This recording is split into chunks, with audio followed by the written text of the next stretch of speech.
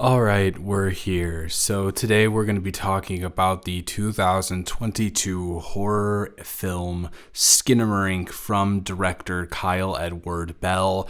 That has been the talk of the town apparently on TikTok. Wouldn't know because I don't use TikTok, but it's also been the talk of the town elsewhere. I've seen a lot of hype around this film on Letterboxd. If you go to the website and look through the reviews of Skinamarink, they're basically all 5 to 4 stars, which is something that you rarely see for a horror film. And all of the reviews are talking about how guttural and visceral their reactions have been to this film. So needless to say, it takes quite a bit to get me scared, and I was excited to really get myself in the mood for this, the vibe for this, and attack it head on. I couldn't find it anywhere for a couple of days, but after a couple of days of searching, I did eventually find it on a website, and that was so here's how it went. Let me first get you into the mindset to make sure that I didn't skimp out on this. Maybe this is a little bit of spoilers for my review. I didn't skimp out on it. I watched it at 2 a.m.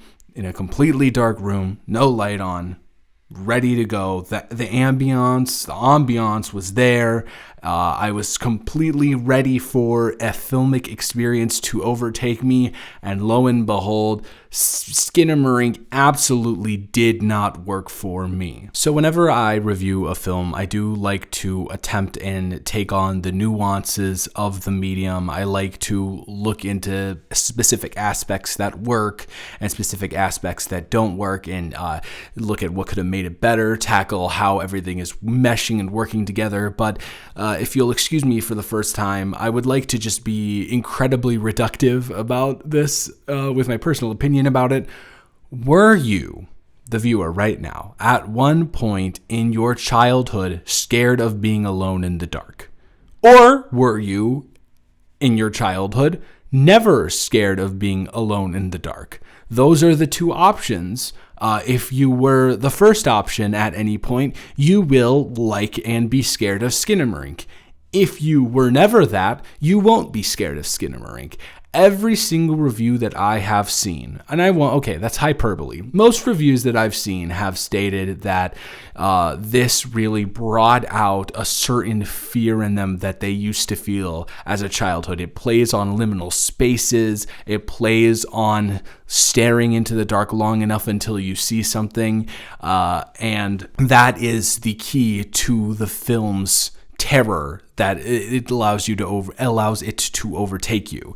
And frankly, I have never once in my life been scared of the dark or being alone in the dark. So my entire time watching Skinamarink, I'm sitting there absolutely befuddled and confused and just so disappointed. And that's not to say that this isn't a medium I don't understand. I very much enjoy experimental films. One of my favorite films of all time is Dog Starman, absolute classic. And also, I think the idea behind Skinamarink is brilliant.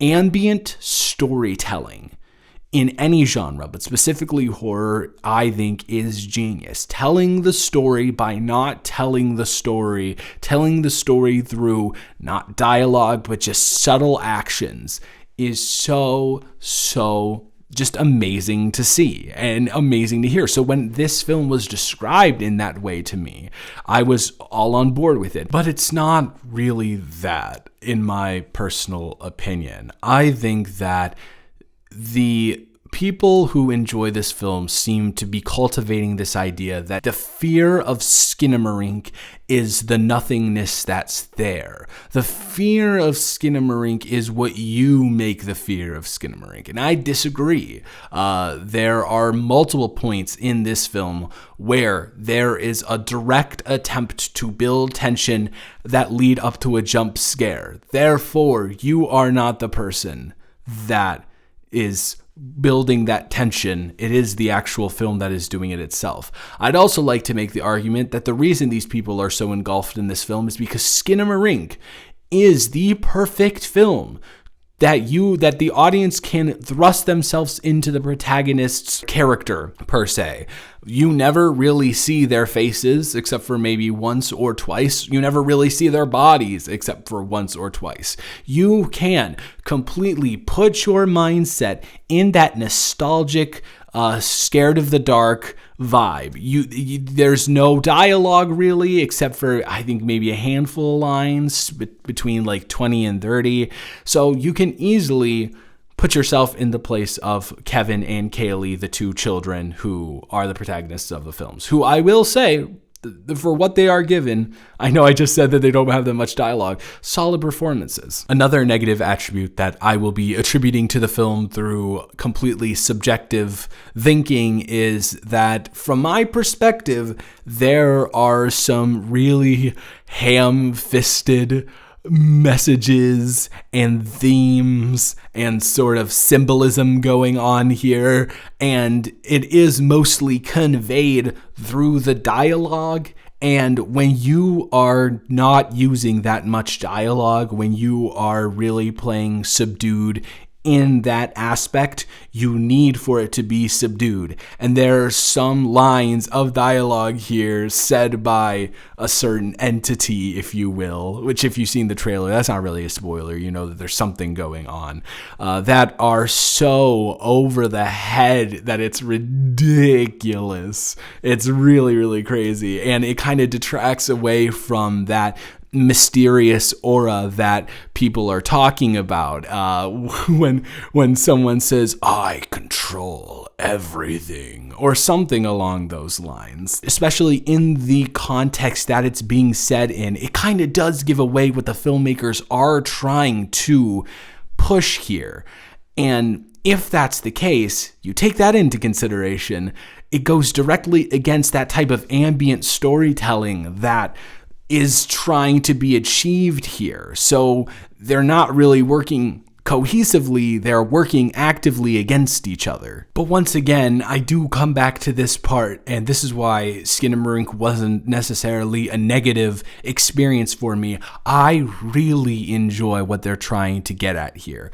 The filters upon filters upon filters upon grains that are put on the screen, that are layered over the actual film itself, really do contribute to that atmosphere that they're trying to get at, and aren't actually a headache to look at, and instead bring you in instead of push you away. And that's not really something that you often see in films. Usually the grain and the filters are just like kind of corny and kind of overproduced, but here the blues look amazing from the TV screen. The visual style here is immensely impressive to me, and that is why I was begging for it to bring me in all the way, because it constantly had a hand on my shoulder. All it really needed to do was pull. And there were a couple of times where it did. There were a couple of times where the build-up was masterfully done. I can say this without really spoiling anything. There's a scene that's involving a bed that pulled me in a lot, and there's a scene that's involving a 911 call that pulled me in a lot. Both of those scenes are done so well, but I will say this, also, those are the two scenes that involve, I think, the most dialogue. So take that as you will.